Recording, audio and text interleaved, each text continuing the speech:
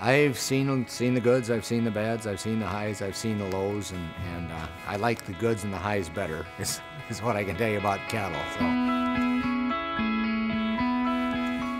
Jim Woster, I lived in Sioux Falls, spent my whole life there basically. I got out of South Dakota State in 1962 graduated Monday night, started at the stockyards the next morning, and was there 44 years in various capacities, all involving cattle.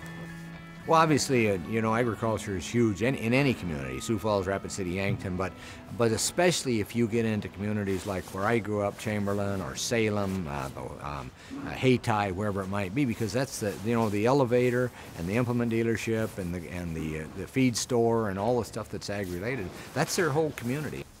If you drive through any small town and look at the businesses that are ag-related, almost all of them have something to do with, as I said, implements or cattle or machinery or a new pickup, whatever it might be.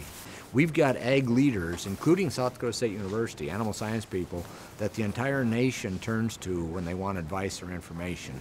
And that, to me, I've always been proud of that our plain old South Dakota people on the feedlots or in the banks or at South Dakota State or in the elevators, that they're so good at what they do that everybody in the country knows who they are, and not only that, will turn to them when they're having a problem or need a little to talk about a potential building or whatever they're doing. And we've got a lot of those people in our state, a lot of them.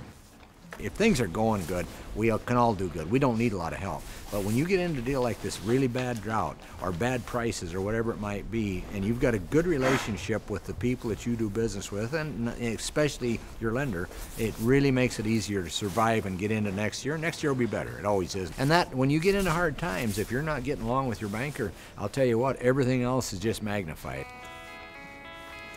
The biggest change and the most rewarding for me personally is to see the fact that now, compared to 25 years ago, these kids can come back home. The son can come home, the daughter can come home with her new husband, and they can all be a part of the operation, and they're not going to leave.